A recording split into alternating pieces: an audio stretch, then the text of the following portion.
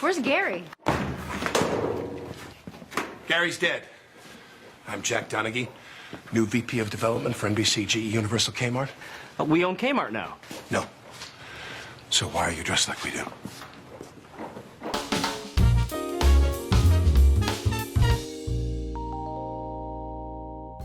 Jack Donaghy is the quintessential businessman. He worked his way up from the bottom and eventually becomes CEO of one of the biggest companies in history, General Electric. But what about any money he made along the way? That's right, today we're talking about just how much is Jack Donaghy worth. But before we really get into this, make sure you subscribe down below if you like this video and want to see more like it, and follow me on Twitter at 10kbill to yell me about anything I may have missed. And of course, consider this your spoiler warning for a show that ended several years ago. Jack Donaghy was born in 1958 to a pretty dysfunctional family, with his father walking out on them when Jack was 2, and his mother trying to send him to Vietnam when he was 12 years old to make Jack into a man. Jack manages to get through all of this and eventually goes to college in Boston in 1976. He pays for his college himself by working as a swan boat operator.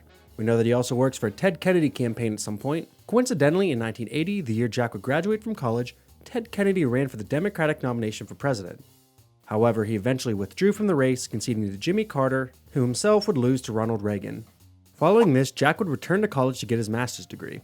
At this point, he would head to Princeton, where he'd get a, quote, handsomeness scholarship. At some point during this time, Jack would meet his first wife, Bianca. We know the two of them spent a bunch of time doing God knows what, so we'll start him at his job at General Electric a few years later in 1985. He would start at a relatively low position despite his degrees. We know this because we see in a flashback that Jack is working as a pretty low-level employee at the time before being promoted. I will roast you alive in an oven I designed myself using 203 kinds of heat. I'm Jack Donaghy, damn it. We'll be starting him off at the equivalent of $70,000 because he does have a master's degree. At this point, let's talk about how we're doing our math. We'll combine all his forms of income together, do some tax math, and take off any major expenses. From here, we'll put 20% of what's left into a bank account, and 10% into various investments, gaining an average of 9.8% return, the average of the last 90 years, with him just reinvesting any money he would make back into this. The next year, in 1986, Jack is recognized and promoted within GM. So at this point, we'll start giving Jack a manager's salary, which today has an average of $135,711. I'll also have 1986 be the year where Jack and Bianca start their Arby's franchise in Colorado. After doing some research into what it takes to start a franchise, the price can vary pretty heavily, but we'll estimate it on the lower end of what it can cost, the equivalent of $500,000 today, which would be $224,200 back in 1986. Let's assume that they're paying 10% of that and taking out a loan. 10% would be $22,420. However, because Jack and Bianca are each owners of the franchise, I think he would pay half of that, with Bianca paying the other half. That means that year, Jack is paying $11,210. If he and Bianca are taking out a 10-year loan at 6% interest, they would be paying $26,882.04 each year, which we'll be assuming he's paying half of. But this does mean that Jack's income is going to greatly increase. The top 7% of fast food franchise owners can make $250,000 a year, and Jack Donaghy is nothing if not an exceptional businessman. So we'll be adjusting the number for inflation and cutting in half, with the rest of it going to Bianca. So after that major purchase coming out of 1986, Jack has $490.13 in his bank account and $6,383.89 in investments. From here we can skip ahead a bit to 1988. This is where we'll be having Jack and Bianca buy their home. Today a small home in a similar area can go for $979,000, which back in 1988 would have been $440,941. They would likely get a first-time homeowner's loan, and as a result, they could get away with paying just 5% down, which would be $22,047.05. And again, Jack would pay half, with Bianca covering the rest. So we'll take $11,023.53 out of Jack's bank account that year. The following year, 1989, Jack and Bianca would legally separate, but they do not officially divorce until years later. And just a quick note, we'll be having Jack begin his tradition of getting his haircut every 2 days in 2002. We'll have him spend $70 on each haircut, meaning he would be spending $12,775 each year on haircuts. From this point, we can fast forward ahead to the beginning of the series, 2006. By this point, Jack has invented the Trivection oven and gets promoted to the position of Vice President of East Coast Television and Microwave Oven Programming, the position he holds for the majority of the series. An NBC Vice President makes an average of $211,000, which is what we'll be giving Jack as a salary. And one more quick side note, Jack would likely not get any royalties for his invention because he invented it for the company. So, coming out of 2006, Jack would have $552,024.37 in his bank account and $524,762.52 in his investments. In 2007, Jack and Bianca officially get divorced. And unlike how you think it might go, Jack actually comes out ahead in this. Bianca simply wants to be divorced, and Jack gets all the jewelry he bought her, art supplies in any art project she did with them, any love letters he wrote her parents' love letters, the whole stake in the Arby's franchise, their house, and some Otto Dix paintings. To try and account for what he's likely getting, we'll give Jack $10,000 this year.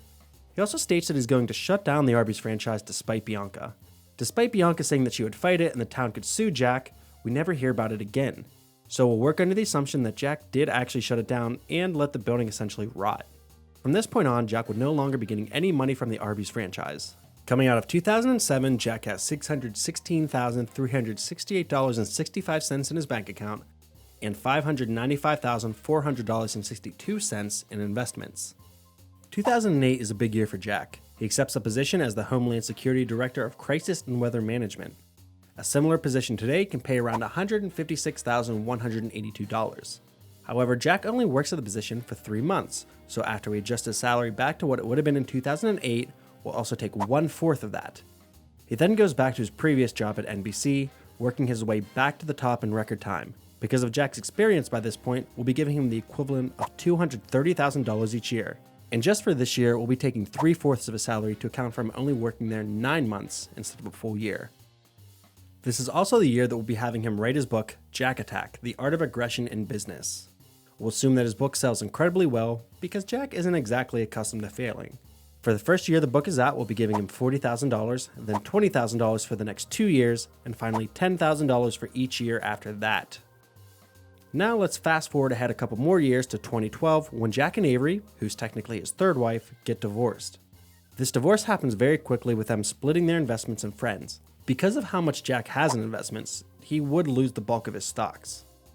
The next year, Jack is made CEO of Cabletown, the company that bought NBC from General Electric. However, he is not happy with this job and quits not long after accepting the position. We'll be giving him a yearly salary of the equivalent of $15 million, a little more than the average CEO salary, which would be $13,380,000 back in 2013. We'll also be giving him 1/12 of his salary because he works the position so briefly.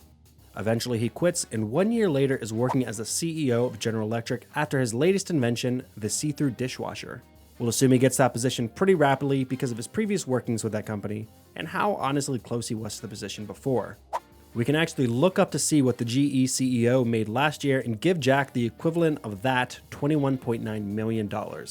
And that's where we'll end our math at the end of the series. So by 2013, Jack Donaghy has $3,409,673.03 in his bank account and $1,777,494.79 in his investments. His house would be worth $843,898. This gives Jack Donaghy a grand total of $6,031,065.82. Though if this video were to continue on much longer and we knew what happened to Jack in the subsequent years, this number would rise significantly. But anyways, this has been 10K Bill, and thanks for watching. If you like this show and want to see more content like it, consider supporting us on our Patreon. You can get your name up on the screen like this, or even have your own channel shouted out. Comment down below what you'd like to hear me talk about next, or tweet it at me at 10K Bill. And of course, make sure you subscribe for all your entertainment related content.